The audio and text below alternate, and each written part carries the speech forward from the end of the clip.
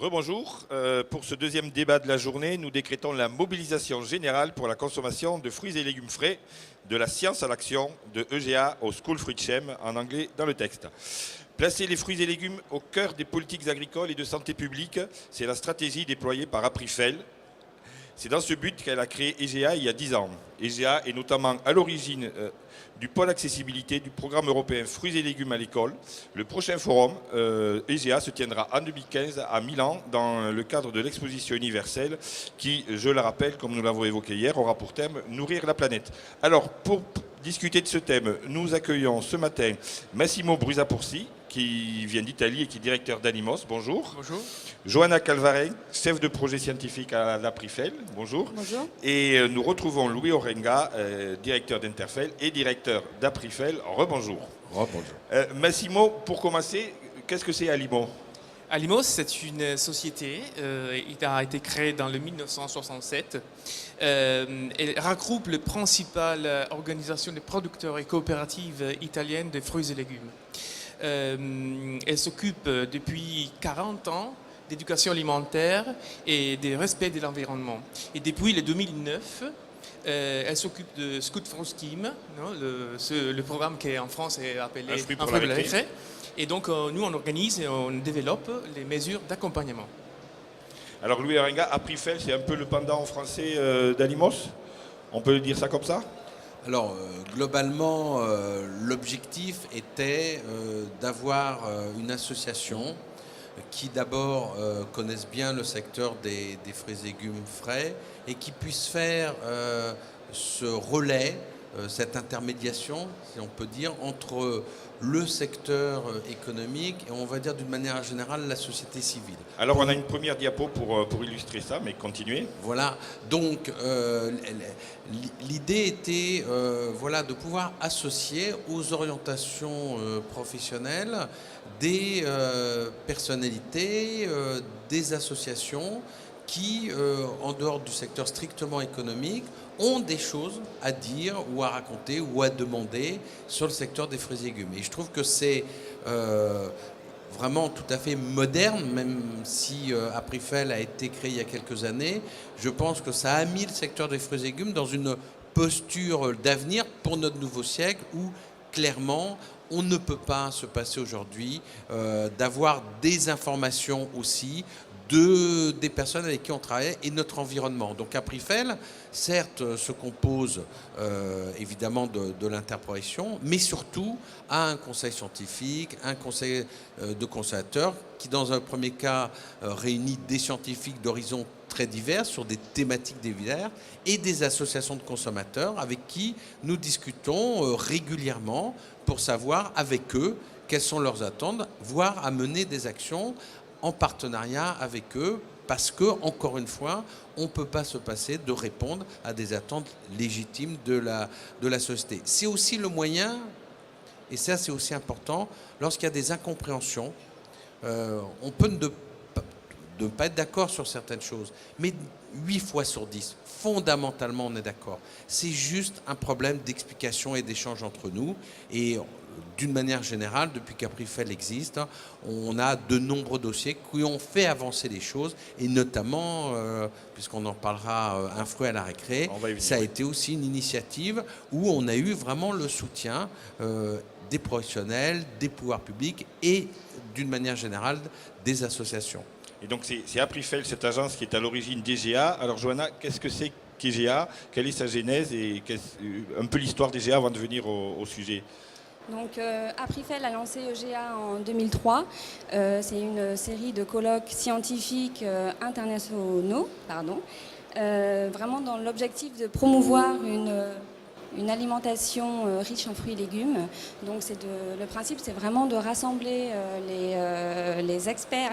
C'est de rassembler les experts scientifiques de différents domaines. D'ailleurs, nous avons une slide. Deuxième. Voilà, la deuxième slide qui présente un peu tous les domaines qu'on a. Donc tout ce qui est nutrition, santé, environnement, économie, marketing. La deuxième diapo. S'il vous plaît, continuez. Voilà. Non, Donc vraiment poser des bases scientifiques afin de définir des mesures prioritaires pour augmenter la consommation de fruits et légumes. Donc comment passer vraiment de la science à l'action politique et de terrain. Donc on a eu 6 éditions actuellement. Vraiment au début en 2003 on avait peu de données disponibles sur les fruits et légumes, donc on a vraiment mis en exergue le rôle des fruits et légumes dans l'alimentation méditerranéenne. Donc on a fait les colloques en Crète, à Perpignan et en Italie. Ensuite, du coup, ça a permis vraiment de montrer le rôle des fruits et légumes dans la prévention des maladies non transmissibles, tout ce qui est cancer, maladies cardiovasculaires, obésité et diabète de type 2. Et c'est vraiment à partir de 2007 qu'on a pu émettre des recommandations. Et ce qu'on peut retenir des dernières éditions de GA, c'est vraiment qu'il faut des stratégies communes entre l'agriculture et la santé pour faciliter l'accès aux fruits et légumes. Et les programmes de recherche et les interventions doivent cibler principalement les écoles, les populations défavorisées, les médias, les collectivités. Et donc c'est 2007 vraiment qui a initié le programme School Food Scheme en Europe. Donc pour résumer, parce que ça peut paraître loin des gens, mais au contraire c'est très concret. Grâce à EGA, vous avez rassemblé le matériel, l'information scientifique incontestable et vous avez réussi à convaincre les pouvoirs publics nationaux et communautaires qu'il fallait aller dans ce sens. Voilà, on a rassemblé vraiment toutes les personnes clés pour arriver à ça. Alors, Louis Oringa, c'est important, on peut revenir au plateau. Louis Oringa, c'est important d'avoir ces connaissances-là pour pouvoir convaincre les pouvoirs publics et aller avec du matériau et leur dire, voilà, on ne raconte pas que des bêtises, tout ce que nous disons est étayé par de solides références scientifiques. Alors, tout à fait. La chimie est toujours un peu compliquée, si je puis utiliser ce terme. Faire une thèse de doctorat très scientifique, c'est très compliqué, c'est très scientifique, il faut avoir des gens très spécialisés, mais personne ne va lire votre thèse de doctorat. De l'autre côté, on y revient, faire des campagnes, j'allais dire, publicitaires, bon, c'est sympathique, tout le monde la voit, mais ce n'est pas très informatif. Toute la difficulté, c'est d'arriver à réunir des personnes d'horizons différents, qui ont des cultures, qui ont des approches différentes, et ensuite mobiliser ces personnes pour ensuite transformer cette analyse scientifique en quelque chose d'acceptable, de compréhensible, d'attractif par l'ensemble. Et je pense que ce travail qui a été fait dans le cadre des GA, à l'initiative d'Aprifel, a permis justement, et c'est ça qui fait la réussite des projets, c'est à la fois pouvoir allier un diagnostic, une analyse qui est partagée par tous, et ensuite, une fois qu'on a partagé cette analyse, qu'on a les bases et les fondamentaux scientifiques, comment on transforme ça en action pour que ça ne reste pas simplement figé dans un colloque qui a constaté que, mais derrière, il n'y a rien qui se passe. Et donc, c'est ça ce rôle aussi d'Aprifel, c'est de transformer les constats, les bilans en actions opérationnelles et qui soient compréhensibles auprès de toutes les personnes à qui on va s'adresser. Et je crois que c'est ça qui est excessivement important. L'action sans base scientifique et sans constat partagé par tous, très vite, elle n'est pas légitime, elle ne gagne pas en légitimité, donc elle s'arrête. Et à l'inverse, un diagnostic, aussi légitime soit-il, s'il est partagé par personne, il devient aussi bizarrement illégitime puisque personne ne le partage. Donc c'est cette relation entre la légitimité du diagnostic scientifique et la légitimité de l'action qu'on mène derrière qui fait que ensemble, ces deux légitimités font que l'action et l'opération deviennent acceptables par tout le monde. Alors, parmi les actions qui découlent directement des GA, donc il y a la création en France du pôle d'accessibilité et puis en Europe, donc du programme européen Fruits à la récré qu'on va évoquer tout à l'heure. Mais peut-être un mot sur le pôle accessibilité. C'est effectivement important pour la consommation de fruits et légumes, globalement, qu'on améliore d'une manière générale l'accessibilité. Alors, ce terme d'accessibilité est un peu générique. Qu'est-ce qu'il cache derrière ? Et on va revenir un peu à la spécificité des produits frais. La spécificité des produits frais et des fruits et légumes, c'est que si on ne connaît pas le produit, si on ne sait pas l'acheter, si on ne sait pas l'utiliser, et si on ne comprend pas le rôle important que jouent les fruits et légumes dans notre bol alimentaire et dans nos équilibres de consommation, Mais c'est vrai que les consommateurs ont tendance, à ce moment-là, structurellement, à se détourner du produit. Donc l'accessibilité, c'est un ensemble d'actions qui va permettre aux consommateurs d'avoir une approche plus opérationnelle au quotidien de leur consommation de fruits et légumes. Et ça demande effectivement, au travers de ça, aussi de toucher les jeunes. Parce que vous savez très bien, on le sait maintenant, dans toutes les études qui ont été faites, des jeunes qui n'accèdent pas aux fruits et légumes dans leur jeunesse n'auront jamais la consommation de fruits et légumes de leurs aînés. Parce que la période d'apprentissage en produits frais est indispensable. S'il n'y a pas cet apprentissage, s'il n'y a pas cette accessibilité, alors il n'y aura pas équilibre alimentaire et consommation de ces enfants devenus demain, qui deviendront demain adultes. Donc on essaye de mettre en place un certain nombre d'actions, dont un fruit à la récré, dont on reparlera, mais qui est aussi une pierre importante de cette construction, notamment auprès des enfants. Et c'est la raison pour laquelle il faut absolument qu'on se mobilise en France pour que cette action se développe, car par le passé, on a eu un peu des difficultés à embrayer cette action-là. Alors on va revenir sur le volet français du programme Fruits à la récré, mais c'est un programme européen. Massimo Brusa-Porsi, je rappelle que vous êtes directeur d'Alimos, que vous nous venez d'Italie et vous nous faites l'amitié de parler dans un bon français, un français excellent. Quelle est l'expérience italienne sur ce volet d'aide à la consommation des fruits et légumes? Voilà, c'est assez complexe et il a un peu d'histoire, notre expérience. Disons que puisque le programme Full School Scheme est finalisé à l'augmentation de la consommation de fruits et légumes avec le but de réduire le taux d'obésité et de surpoids dans les enfants, il faut rappeler qu'en Italie, je ne connais pas les données en France, mais en Italie, le taux de surpoids, c'est assez important. On parle de 34% des enfants en surpoids dans l'âge 8-9 ans, dont l'11,1 est obèse. Et donc, c'est un problème sanitaire aussi, et donc de prévention. Et c'est pour cela que le ministère de l'Agriculture italienne, avec le ministère de la Santé et de l'Éducation, ont pris la décision de signer un accord. Et avec le soutien et l'accord des comités des régions italiennes, ils ont décidé de développer le programme en Italie. Donc les points, disons, clés du programme en Italie sont, premièrement, la collaboration entre ministères. Le fait que, grâce à cette collaboration, on a un cofinancement important du ministère des Finances, de l'économie et de la finance. Et donc, on a une gestion centralisée, un contrôle total de flux. Et bien sûr, la gestion à la fin, c'est des OP, parce que le ministère de l'Agriculture italienne fait des appels d'offres. Et donc, les OP organisés en réseau d'entreprises participent et gèrent, font l'implémentation opérationnelle du programme. Donc, il y a 4 ministères engagés, les finances, l'agriculture. Oui, la finance à l'argent. Oui. Les 3 ministères ont signé un accord général de long terme. Donc, l'agriculture. Agriculture, santé, éducation. Voilà. Et avec le support du comité des régions. Oui. Okay. Donc il y a un partenariat national. C'est très important de ne pas discriminer aucune région. Et c'est pour cela que chaque année, si ça marche dans toute l'Italie. Si ça ne marche pas, ça ne marche pas. Mais en fait, les données montrent que a marché et après, on peut y arriver. Des chiffres, il y a des chiffres. Oui, on a un tableau, s'il vous plaît. Je me rends compte que des chiffres sont assez stériles. À la limite, on peut y revenir. On peut avoir la avant, diapo. Voilà. Et donc, l'enveloppe totale, c'est-à-dire soit la partie européenne et italienne, c'est de 30 millions d'euros à peu près, 30 millions quelques. Est-ce qu'on peut avoir la diapo? S'il vous plaît, continuez. Voilà. Merci. La diapo arrive. Voilà. Voilà.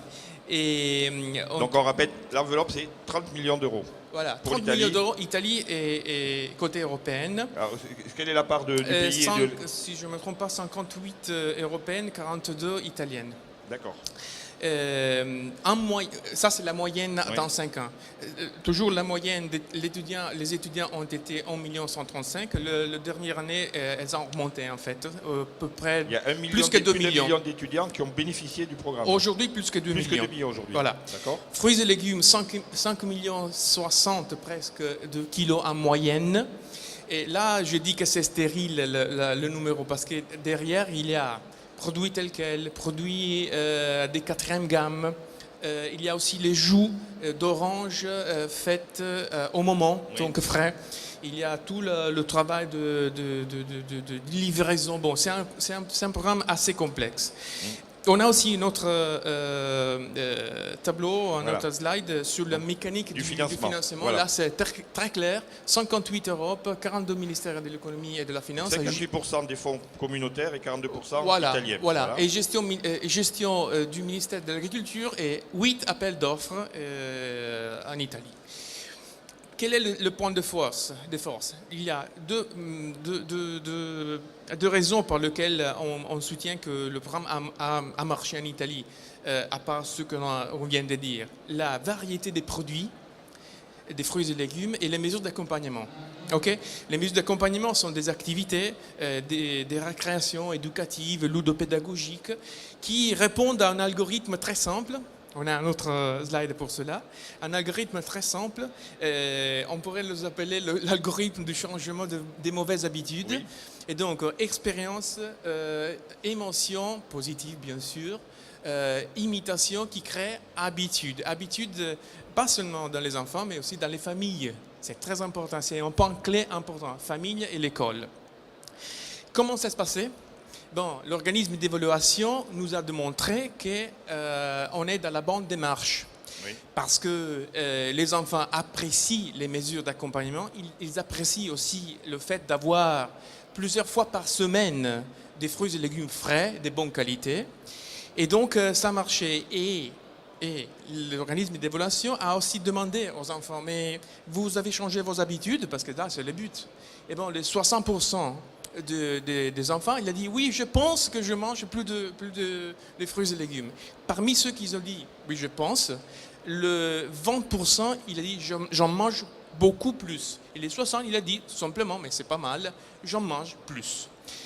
En conclusion, le taux d'obésité, c'est encore important, malgré tout, malgré les efforts, mais le programme, c'est à juste 5 ans, c'est pas beaucoup.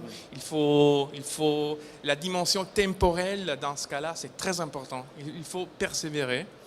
Et les mesures adoptées, les mesures d'accompagnement adoptées ont été évaluées positivement, soit des organismes nationaux, soit des organismes européens.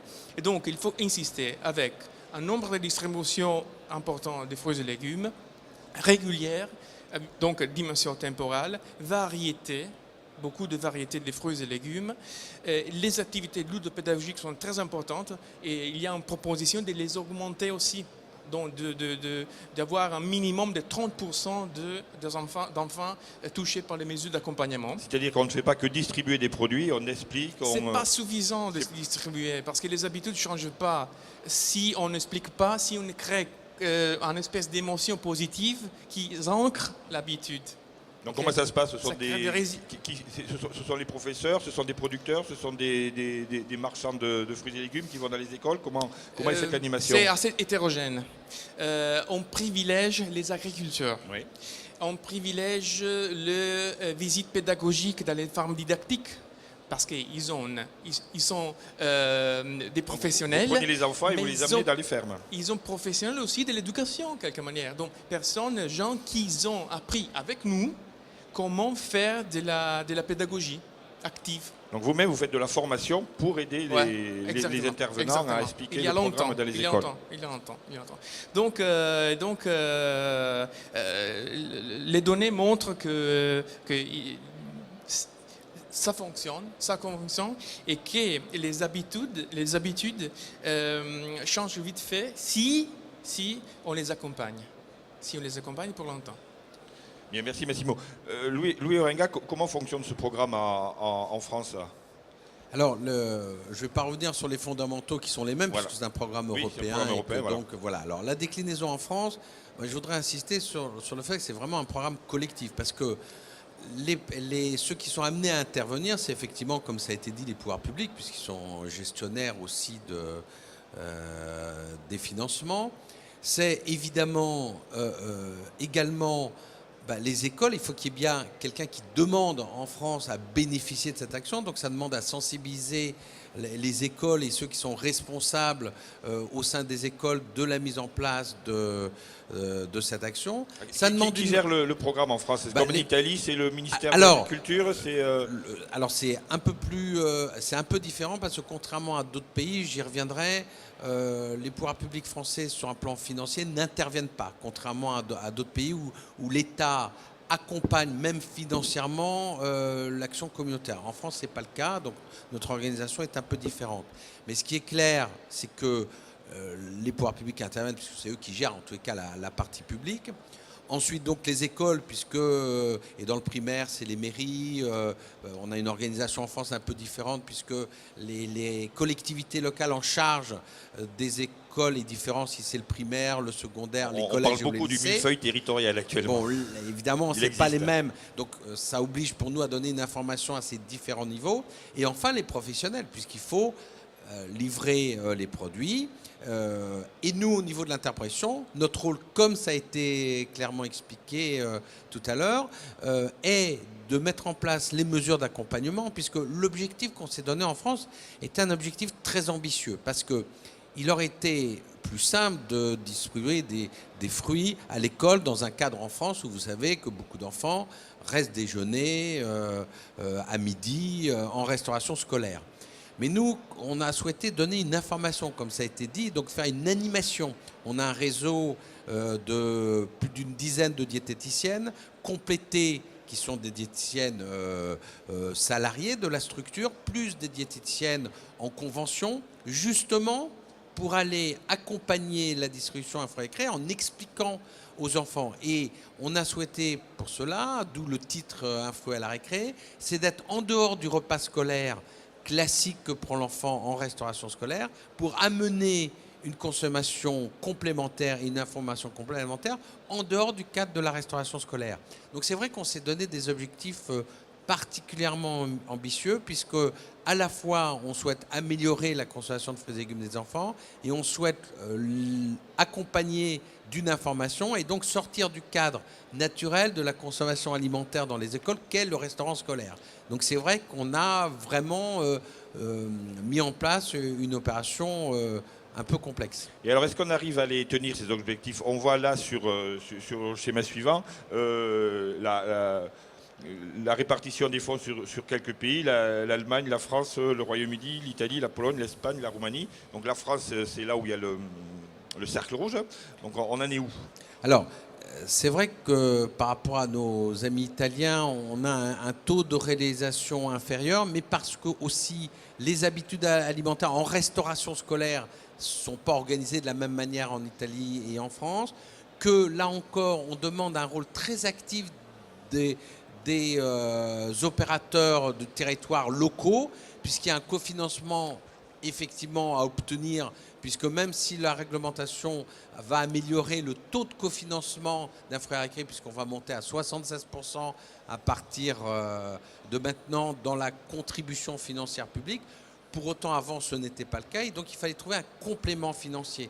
Donc c'est vrai que ça a été plus compliqué, plus long à mettre en place, mais en tous les cas, tous les éléments qu'on a à partir de cette année montrent qu'il y a vraiment un intérêt renouvelé, parce qu'il faut le dire très simplement, c'est quand même, comme ça a été rappelé, un intérêt de santé publique nationale, c'est un intérêt aussi sur les goûts et la diversité des produits, parce que c'est vrai que les fruits et légumes chez les enfants, c'est une variété de produits et qui aussi aide à l'éducation au goût.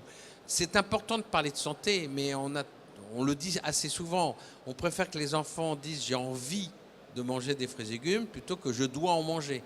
Et donc cette action pédagogique d'explication sert évidemment à leur dire que c'est bon pour leur santé, mais aussi à leur donner une information pour développer la connaissance des produits et leur goût. C'est pour ça que cette action pédagogique d'accompagnement, on y tient énormément, et quand on a revu les réglementations avec l'Union européenne, on a souhaité que ces mesures d'accompagnement ne soient pas dissociées, ni techniquement ni financièrement, des mécanismes financiers qui accompagnent cette action-là. Et nous, au niveau d'Aprifel et de l'interprofession, c'est évident notre rôle que de mettre à disposition à la fois des personnes, mais aussi des documents d'information pour les enfants, pour que les enfants, avec la consommation des produits, ne ressortent pas simplement en disant « tiens, j'ai mangé un produit », mais puissent aussi ramener chez eux une culture différente de leur alimentation en ayant mieux intégré la consommation de fruits et légumes. Alors, on va revenir au plateau, s'il vous plaît.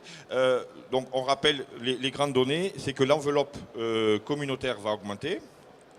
Et la part de cofinancement aussi, et notamment dans la part de l'augmentation, il y a l'animation qui est prise en compte, l'animation pédagogique. Est-ce qu'il y a des coopérations transfrontalières sur des programmes comme ça? Est-ce que la France travaille avec l'Italie? Est-ce que la France travaille avec d'autres pays? L'Italie avec d'autres pays? Massimo?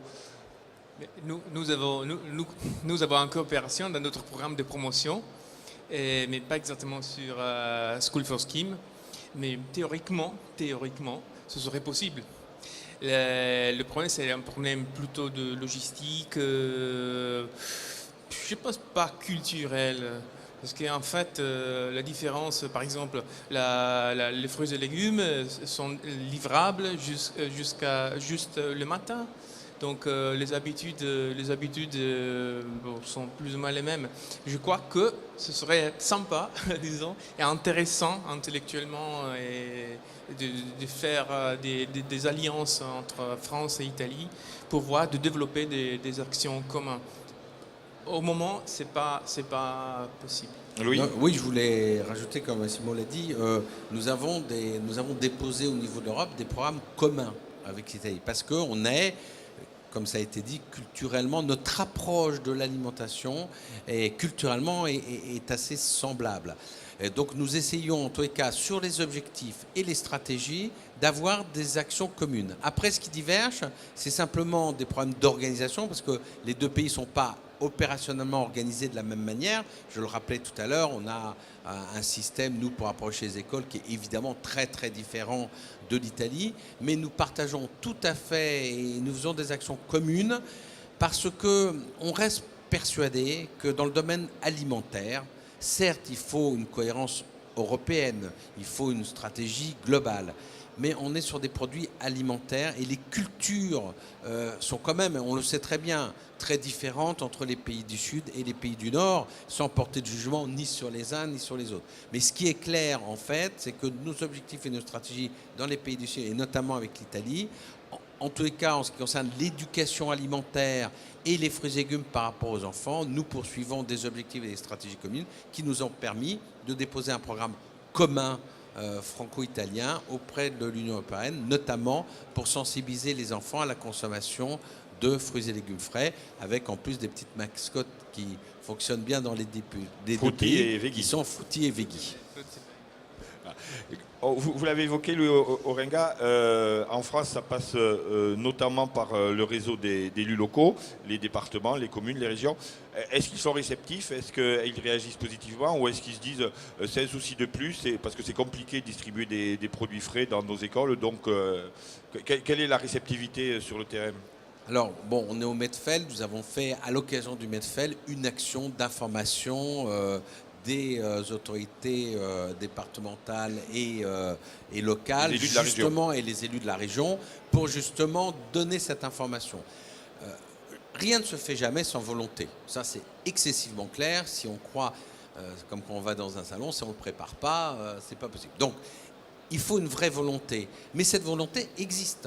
Les élus que nous rencontrons nous disent « Ah ben si on avait su avant, évidemment qu'on vous aurait accompagné ».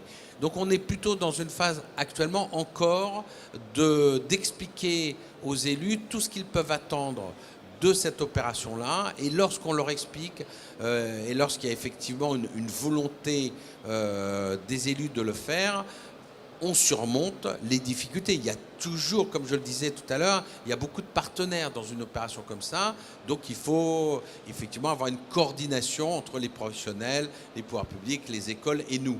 Mais quand cette volonté existe, on n'a aucun problème d'application. Et le plus gros problème aujourd'hui qu'on a, c'est de bien informer les élus, les écoles de cette possibilité-là.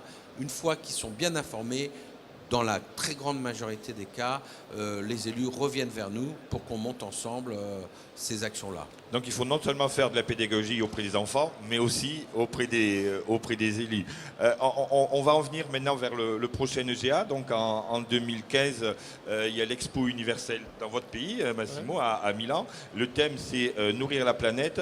Et donc EGA se tiendra dans le cadre de l'exposition universelle. C'est cela, Johanna? C'est ça, dans tout le à pavillon fait. France, où on a les dates, on sait déjà un petit peu où on en C'est du est? 2 au 4 juin. Du Pour 2 au 4 l'instant, juin. On recherche des salles encore et du coup on mobilise vraiment tous les acteurs, professionnels, politiques, experts, pour venir nombreux à notre prochaine conférence. Donc on va vraiment On connaît déjà un peu le thème, hein? Oui, le thème, on va aborder vraiment, on va revoir, on va voir les dernières actualités sur les bénéfices santé des fruits et légumes. On va aborder tout ce qui est environnement, économie, marketing. Et c'est vrai que le titre français, ça donne alimentation, alors je reprends, pardon, alimentation saine, environnement sain dans le cadre d'une économie fructueuse, le rôle des fruits et légumes. Alors, environnement... Alors, alimentation saine, saine, environnement sain sain. dans le cadre d'une économie fructueuse, le rôle de la consommation des fruits et légumes. D'accord. Voilà. Donc, on ne sait pas encore si ce sera au pavillon. La France a un pavillon comme 140 et quelques pays, je crois. On ne sait pas si ce sera dans ce cadre-là ou... Alors, ça sera probablement pas au sein de l'ancêtre du pavillon français, mais pour une bonne raison. C'est que EGA regroupe tellement de personnes qu'il n'y a pas de salle dont les dimensions permettraient d'accueillir EGA. Donc, et puis EGA est transnational finalement. Et transnational. Donc, sauf, encore une fois, on ne connaît pas encore toute l'organisation sur place, notamment du pavillon franc, mais il est très probable que ça se fasse dans un cadre beaucoup plus international et regroupant donc historiquement EGA de nombreuses personnes et qui donc nécessitera des salles qui seront d'une certaine importance qu'on n'est pas sûr de trouver sur le pavillon français. Je peux déjà vous dire que le pavillon France sera à côté du pavillon du Vatican, puisque le Vatican sera exposant pour la première fois à l'exposition de Milan. Vous y serez, vous allez aller à Milan, c'est important pour l'Italie cette exposition universelle? Vous êtes mobilisé en tant qu'Alimos? Autant qu'Alimos et autant que notre partenaire, oui, on n'a pas encore effectivement un rendez-vous spécifique, mais c'est sûr qu'on ira. Et que j'espère on aura l'opportunité de collaborer aussi avec EGA et avec Aprifel pour essayer de développer mieux et d'amplifier le message qu'effectivement l'Expo 2015 nous offre. Il nous offre l'opportunité de montrer qu'on était déjà tous dans la bonne démarche.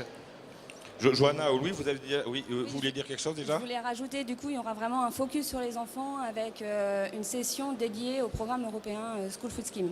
D'accord. Ouais. Vous avez déjà une idée de tête d'affiche, de personnalité qui... Pour l'instant, ça reste encore... Ça reste secret encore, ça reste secret. Mais vous avez déjà une petite idée. On aura encore des très grands noms qui seront présents. Bon, et le pavillon servira de caisse, et l'Expo universelle servira de caisse de résonance à EGA, on l'espère. Oui, tout à fait. C'était, je trouve, une magnifique opportunité. C'est pas tous les jours, ou je dirais toutes les années, qu'il y a une exposition universelle. C'est quand même un thème qui n'est pas fréquent pour l'exposition universelle. Je pense qu'étant donné le rôle qu'on souhaite voir jouer dans tous les pays aux fruits et légumes dans le cadre d'une alimentation équilibrée sur le plan de la santé, mais sur le développement des goûts et pour aussi asseoir économiquement et dans les territoires le maintien d'une agriculture diversifiée, je trouvais tout à fait légitime que cette occasion qu'on a de participer au travers des GA à l'exposition universelle nous a paru mais tout à fait évidente et j'espère qu'on contribuera aussi modestement à la réussite de cette initiative qui a lieu en Italie. Alors on rappelle les dates du 2 au 4 juin. juin 2015 à Milan. Donc on pourra revenir l'an prochain à Medfel à annoncer le programme. Voilà, ce coup-ci, on l'aura. J'ai vu aussi qu'il y a une journée Interfel en octobre. C'est ça, le 20, que je ne me trompe pas, le 22 ou le 20... le 22 octobre. 22 octobre. Dont le thème sera dont le thème sera... J'ai reçu le communiqué ce matin, c'est pour ça, mais je ne l'ai pas appris par cœur. Oui, C'est la- on va retravailler sur un certain nombre de sujets dans le cadre là aussi d'un programme européen. On a travaillé différentes phases, notamment l'année dernière sur les goûts, et on va continuer effectivement à expertiser ces thématiques sur la place des fruits et légumes, encore une fois, dans notre alimentation. Alors, on va voir le thème de la journée. Voilà, Johanna. Non, oui, c'est la qualité des fruits et légumes, la confiance dans les produits et dans les personnes. Bon, merci. Je pense que, juste un petit point, comme je dis, on a travaillé sur la qualité, donc l'année dernière, sur les produits, on va rester sur cette thématique-là, mais en revenant toujours dans les produits frais, à ce couple qui est impossible de faire autrement que de lier les hommes et les métiers par rapport aux produits frais et à la qualité des produits. Et donc cette cohérence entre les hommes et les femmes, Homo sapiens, et les produits et la qualité de ce couple, c'est quelque chose qu'il faut vraiment mettre en avant dans les produits frais. Et ça sera effectivement un des thèmes pour poursuivre sur cette orientation, c'est quelle qualité dans les fruits et légumes. Merci. Moi, un dernier mot. Un Le mot dernier de la mot. fin. Pardon. Le mot de la fin. Le mot de la fin, c'est que je trouve que soit le programme School for Scheme, soit les actions qu'on a mises en place ensemble, sont vraiment, nous, on a une grande responsabilité en tant que producteurs et en tant que citoyens, parce qu'ils sont tous programmes de prévention de santé. Ça, c'est clair, ça, c'est agréé par tous les ministères qui nous accompagnent. Et donc, j'espère qu'on aura la capacité, la vision du futur encore pour longtemps. Bien, merci à tous. Merci Massimo d'être Merci à venu vous. d'Italie nous rejoindre. Merci Johanna. Merci Louis Orenga. Je voulais faire un petit coucou à Saïda Barna, qui est la directrice déléguée d'Aprifel, qui nous a bien et m'a bien aidé à préparer ce débat, mais qui a eu un souci, un accident et qui ne pouvait pas être là aujourd'hui. Et remercier aussi vos équipes, Louis, Vincenza, Muriel, qui c'est que j'oublie Hélène, voilà, qui est en face de moi. Merci à tous et bonne continuation. Au revoir.